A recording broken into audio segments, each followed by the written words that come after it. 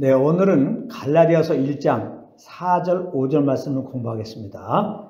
먼저 한 목소리로 함께 읽겠습니다. 시작. 그리스도께서 하나님 곧 우리 아버지의 뜻에 따라 이 악한 세대에서 우리를 건지시려고 우리 죄를 대속하기 위하여 자기 몸을 주셨으니 영광이 그에게 세세토록 있을지어다. 아멘. 오늘 이 말씀을 공부하겠는데요. 오늘 본문은 우리 죄를 대속하기 위하여 자기 몸을 주신 그리스도에 대한 말씀입니다. 바울이 이렇게 편지 서두에 그리스도의 죽으심을 언급한 이유가 있습니다. 그것은 이 갈라디아서 편지를 쓴 이유이기도 한데요. 갈라디아 지방에 있는 믿음의 형제들에게 거짓 형제들이 와서 은혜 복음이 아닌 다른 복음을 전하고 있었기 때문입니다. 그들은 구원은 우리를 대속하시기 위해서 죽으시고 부활하신 그리스도를 믿음으로 받는 것인데, 이들은 믿음만 가지고는 안 되고 할례를 받고 또 모세율법도 지켜야 된다고 가르쳤던 것입니다. 그래서 바울은 편지 서두에 그 어떤 말보다도 빠르게 이렇게 우리를 대속하기 위하여 죽으신 그리스도를 소개한 것입니다. 오늘 본문 첫 부분은 그리스도께서 하나님 곧 우리 아버지의 뜻에 따라 이렇게 시작하고 있습니다. 아버지의 뜻에 따라. 그리스도께서 이 땅에 오셔서 우리 죄를 위해서 죽으신 것은 다름 아닌 아버지의 뜻 때문에 그렇게 한 것이라는 겁니다. 이것을 겸손이라고 하는 거예요. 하나님 아버지의 뜻에 따라서 살기도 하고 죽기도 하는 것 말입니다. 이게 겸손입니다. 그러므로 우리가 알아야 할 것은 우리 힘으로는 도저히 겸손할 수가 없다는 것입니다. 우리는 틈만 나면 내 뜻대로 생각하고 말하기 때문입니다. 그래서 빌립보서 2장 3절에 보면은 오직 겸손한 마음으로 각각 자기보다 남을 낫게 여기라 이렇게 말씀하시고는 5절부터 8절에 걸쳐서 겸손하신 그리스도를 소개한 것입니다. 제가 이 시간 다시 한번 소개하겠습니다. 겸손하신 예수님을 잘 바라보시기 바랍니다. 너희 안에 이 마음을 품으라. 곧 그리스도 예수의 마음이니 그는 근본 하나님의 본체시나 하나님과 동등됨을 취할 것으로 여기지 아니하시고 오히려 자기를 비워 종의 형체를 가지사 사람들과 같이 되셨고 사람의 모양으로 나타나사 자기를 낮추시고 죽기까지 복종하셨으니 곧 십자가에 죽으심이라. 이렇게 말씀하고 있습니다. 그래서 우리는 항상 그리스도만, 항상 성령님만 따라 생각하고 말해야 하는 것입니다. 이것만이 그리스도의 겸손을 우리 마음에 품고 그리스도의 겸손으로 살 수 있는 유일한 길이기 때문입니다. 그리고 본문은 계속해서 이렇게 말씀합니다. 이 악한 세대에서 우리를 건지시려고, 이 악한 세대에서 우리를 건지시려고 죽으셨다는 것입니다. 여기 악한 세대라는 말은 악한 세상이다 그런 말입니다. 악한 세상에서 우리를 건지셨다. 이 세상을 악한 세상이라고 말한 것은 이 세상은 이 세상 임금인 악한 마귀의 통치 아래 있기 때문입니다. 첫사람 아담을 속이고 범죄하게 한 마귀는 지금 이 세상 사람들 가운데 어떤 일을 하고 있는지 아십니까? 어떻게 하든지 사람들의 마음을 혼미케 하여서 복음의 광채가 비치지 못하게 하고 있는 겁니다.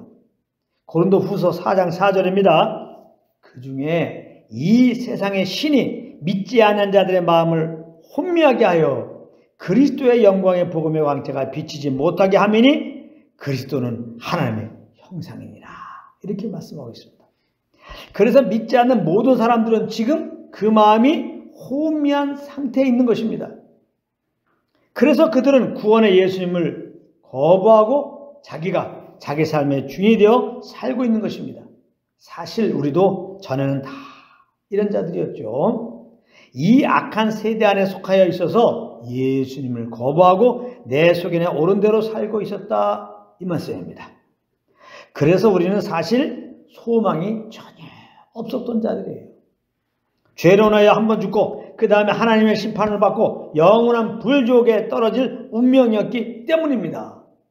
그런데 이 악한 세대에서 우리를 건지시려고 우리 죄를 대속하기 위하여 그리스도께서 자기 몸을 주셨다는 것입니다. 예수님은 죄가 없는 하나님의 아들이십니다. 그럼에도 십자가에서 죽으신 것은 바로 우리의 죄를 대속하기 위해서 그런 것입니다. 로마서 4장 25절입니다. 예수는 우리가 범죄한 것 때문에 내줌이 되고 또한 우리를 의롭다 하시기 위하여 살아나셨느니라. 이렇게 말씀하고 있습니다.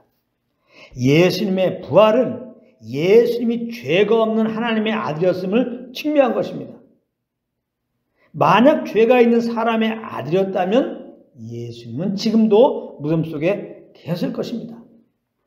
그런데 예수님은 죄가 없는 하나님의 아들이셨기 때문에 죽으신 지 3일 만에 우리의 죄를 다 처리하시고 사망 권세를 깨뜨리고 부활하신 것입니다. 그러므로 아담 안에서 모든 사람이 죽은 것 같이 이제 그리스도 안에서 모든 사람이 새 삶을 얻게 된 것입니다. 고린도전서 15장 22절입니다. 아담 안에서 모든 사람이 죽은 것 같이 그리스도 안에서 모든 사람이 삶을 얻으리라. 이렇게 말씀하고 있습니다. 그리스도 안에서 모든 사람이 삶을 얻는다고 하는 말씀은 이제 누구든지입니다. 누구든지 십자가에 죽으셔서 3일 만에 부활하신 예수님을 믿으면 영생을 얻는다. 구원을 얻는다. 이런 말씀인 것입니다. 이것을 은혜의 복음이다. 이렇게 말하는 거예요. 십자가에서 죽으시고 부활하신 예수를 믿음으로 구원받는다. 이걸 보고 은혜의 복음이다 이 말이에요. 그런데 마귀는 지금 믿지 않은 자들의 마음을 혼미케 해서 이 은혜의 복음을 깨닫지 못하게 하고 있는 것입니다. 우리도 전에는 이런 마귀의 회방으로 인하여 그리스도를 알지 못하고 있었습니다. 그런데 어느 날 복음을 듣는 가운데 하나님께서 그리스도를 아는 빛을 우리들 심령에 비춰 주셨던 것입니다. 그래서 우리가 이렇게 예수님을 구주로 알고 믿고 새 생명을 얻어서 그리스도를 우리 삶의 주인으로 모시고 살아가고 있는 것입니다. 고린도후서 4장 6절입니다. 어두운 데 빛이 빛이라 말씀하였던 그 하나님께서 하나님의 영광을 아는 빛을 우리 마음에 비추지 않느니라. 이렇게 말씀하고 있습니다. 그러므로 우리는 때를 얻든지 못 얻든지 복음을 전파해야 되는 거예요. 복음을.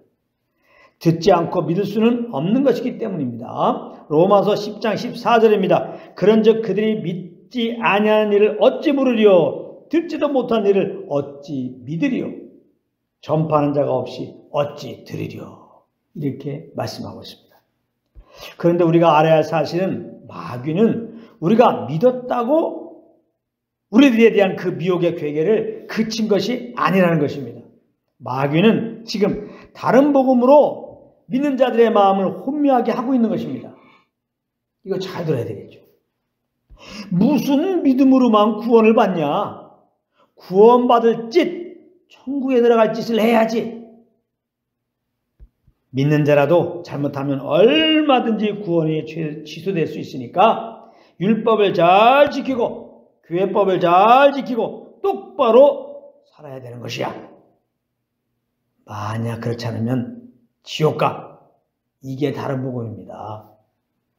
이게 다른 복음이라고요. 이 다른 복음을 따라 살려가면 여러분들에게는 그리스도의 십자가가 필요 없게 되고 여러분들은 연약해서 반드시 똑바로 살지 못할 것이기 때문에 여러분들은 깊은 정죄에 빠지게 되는 것입니다. 물론 하나님께 받았던 그 첫사랑의 구원의 간격은 다 잊어버리게 되고 말입니다.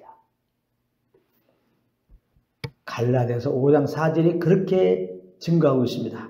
율법 안에서 의롭다함을 얻어야 하는 너희는 내가 똑바로 살아서 구원을 유지하고 천국에 들어가려고 하는 자들은 그 말입니다.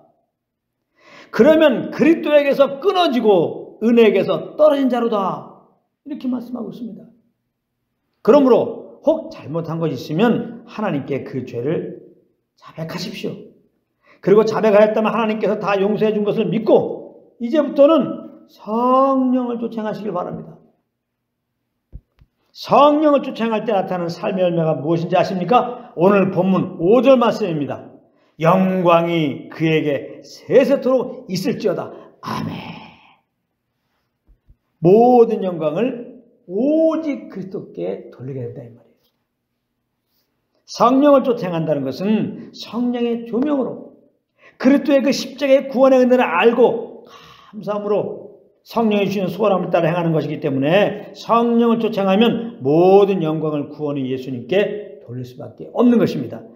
여러분들 모두 이런 은혜의 삶이 되시기를 우리 주 예수 그리스도의 이름으로 축원합니다.